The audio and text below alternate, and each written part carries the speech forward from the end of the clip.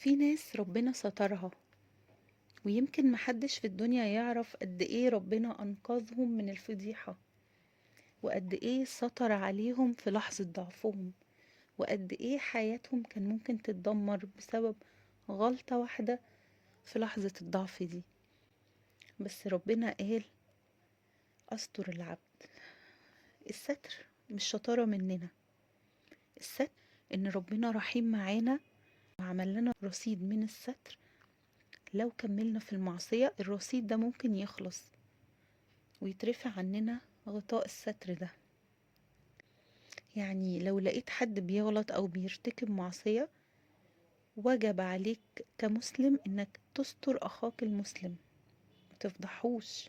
انت ممكن توجه له النصيحة بكل حب وبكل هدوء، لكن من غير ما تفضحه ولا تمسك عليه زلة ولا تهدده: انا هفضحك. ربنا ما قالش كده. ربنا قال في كتابه: بسم الله الرحمن الرحيم: إن الذين يحبون أن تشيع الفاحشة في الذين آمنوا لهم عذاب أليم. صدق الله العظيم.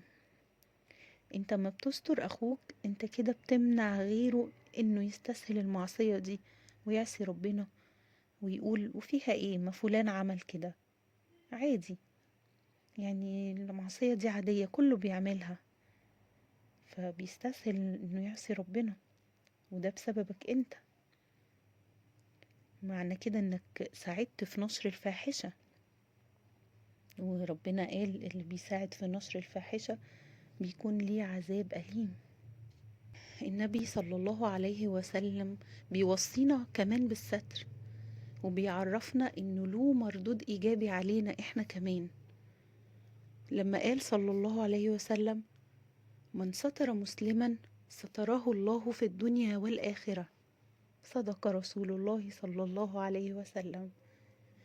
يعني زي ما ربنا سترك، اوعى تفضح غيرك، اوعى تشمت في المعصية اللي هو عملها وتقول انا احسن منه، واوعى تحكي عن ذنب حد ربنا ستره. يمكن سترك لغيرك يكون سبب ان ربنا يسترك في اعز حاجة عندك. لو حسيت انك مش عارف تستر، يبقى انت محتاج تسأل نفسك كم سؤال. اولهم: هو ربنا سترني كم مرة وانا ما اخدتش بالي؟ ممكن سؤال تاني: طب ليه افضح غيري من اصله؟ تالت سؤال: انت ممكن تقول انا ليه اتكلم عن ذنوب او عيوب ناس وربنا كتمها او ستره؟ ده يعلمنا ان الستر خلق، والفضيحة قسوة، والقلب اللي عرف رحمة ربنا ما يعرفش يجرح غيره ابدا. فاللهم استرنا فوق الارض وتحت الارض ويوم العرض عليك. اللهم استر عيوبنا وآمن روعاتنا.